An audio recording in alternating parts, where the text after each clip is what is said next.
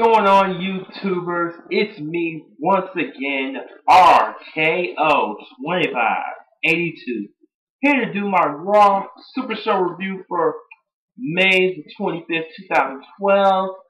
So much to cover. Let's not waste any time and get the review underway. Alright, the night kicks off with you love him, you hate him, John Cena.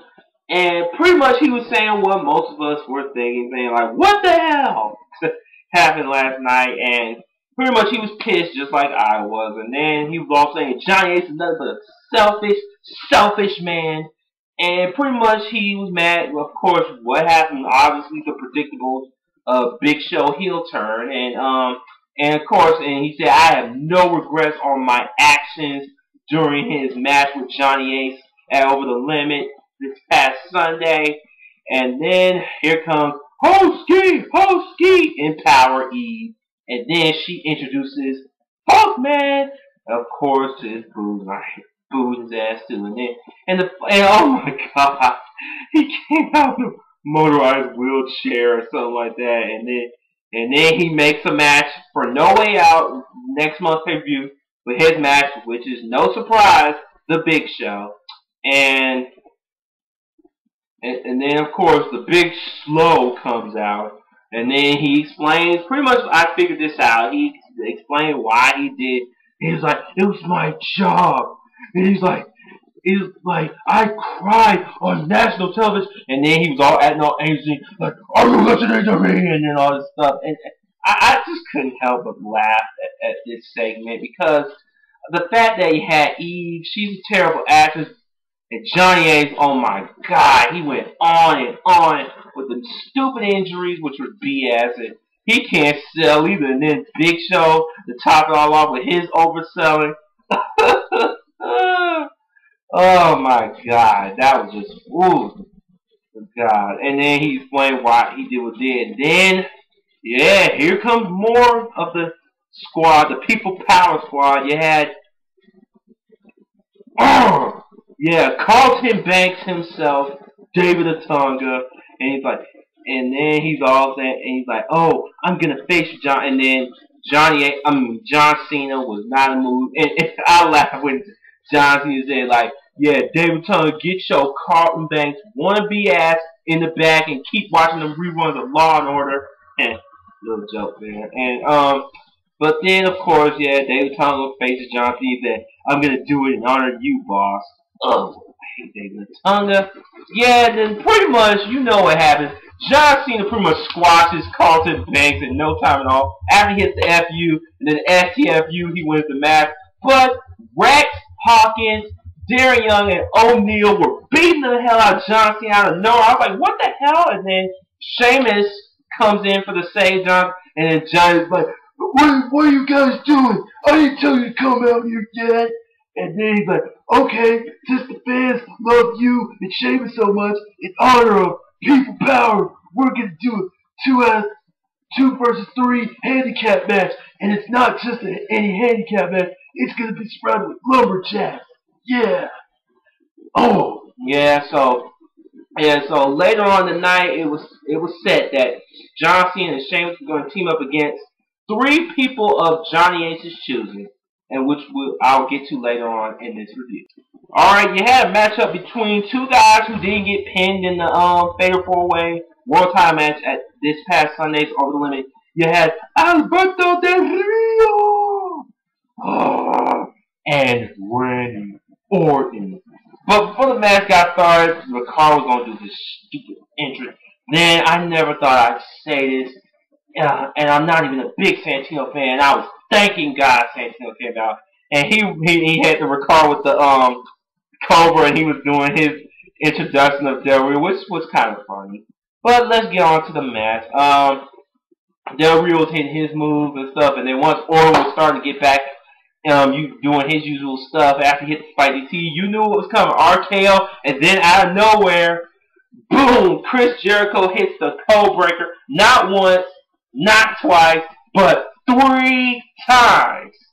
And Jericho was all pissed and stuff, and he's saying, I am the best in the world at what I dude, he's like, you understand me?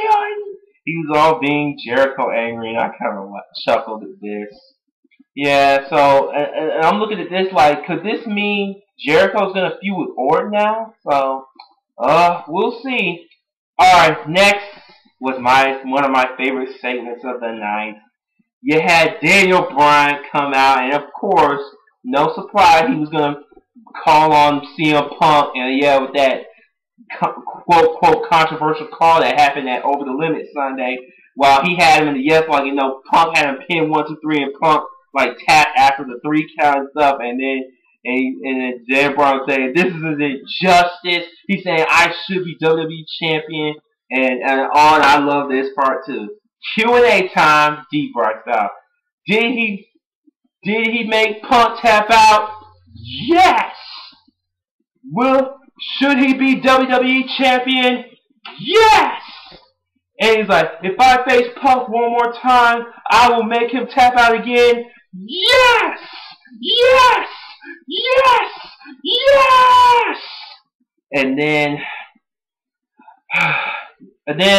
Punk arrives, and then he was all showing the replay from this past Friday. Of course, D-Bry tricking Kane into thinking Punk hit him with a chair, but Punk had a surprise for D-Bry, and his opponent was, no surprise, Kane. And yeah, and this pretty much hurt my D-Bry heart. Yeah, Bry was fighting like only he can. He was doing okay against Kane, but then Punk gets involved, and he does the same thing D-Bry did to him this past Friday on SmackDown. So pretty much Punk getting his revenge on D-Bry, and then pretty much Kane throws the match out, and Kane, boom, chokeslams D-Bry twice, and then Punk was like, I'm going to go check up on him, and then he locks in the Anaconda Vice, and then he's mocking D-Bry and all that. It's good fun. And then after commercial break, you had AJ Lee, my baby, trying to get with Punk again. And my baby's acting all bipolar-ish. Oh, my God. But I don't care. I still love AJ out of the way. And yeah, and I'm still kind of wondering what AJ is going to get involved in this. We didn't see her in Overlook, but I guarantee you, No Way Out, with once they get the rematch set, AJ is going to play a huge, huge part. I guarantee you. We had the Raw in-ring return of, yes, Captain Charisma Christian. Intercontinental Champion going up against, of all people, Jabber Mahal. Yes, I am not kidding. Jabber Mahal is Christian's opponent. But no avail. Christian made good work of this guy after he hits the kill switch on him, and then I thought that was it, but Christian goes up and does a really good frog splash. 1, 2, 3, your winner, Christian. And I'm so happy Christian turned face once again. About time people started caring about it once again. Alright, we have a Divas match between Kelly and Beth Phoenix. No surprise for the umpteenth time. I don't know how many times these chicks face off. And Beth Phoenix made quick work of Kelly because she dominated her behind. After she hit the Glam Slam, 1, 2, 3, done and over. Beth Phoenix is your victor, and Layla was watching backstage, so I'm assuming Beth and Layla aren't done yet, so I'm guessing there's going to be another match in the works. Alright, now we get on to the main event, which is the 2 versus 3 handicap match. And alright, once Vicky came out, we knew who the 2 out of the 3 were. It was Here to Show the World, Dolph Ziggler, and Dorka Doofus, Jack Swagger. And the final person on the team was Tensai. They're not calling him Lord Tensai anymore. It's just Tensai now. And as this match was going on, pretty much, and I forgot the Lumberjacks. I can't forget the Lumberjacks. They were all heels and pretty much under Johnny Ace's thumb. People power. And yeah, and I pretty much knew it wasn't going to be good for Cena and Sheamus. They were pretty much screwed at this point.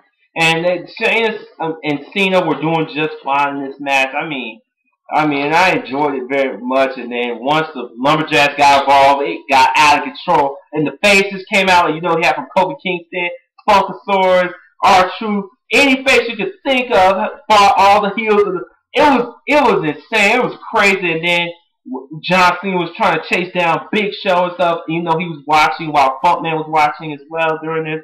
And then Cena runs up to Funkman, and Funkman saying, "Like, if you hit me, you'll be fired." And then John Cena's like, "I don't give a damn what you think." And then, unfortunately, just like Over the Limit, back to back, Cena, bam, gets WMD for his troubles. And yep, and that's how we end Raw night. Cena gets laid out once again, and yeah, I have to say this was a better ending than what Over the Limit gave us this past Sunday, in my opinion. But overall, Raw tonight did pretty good. I mean, yeah, you had some few stuff in there. Yeah, all right.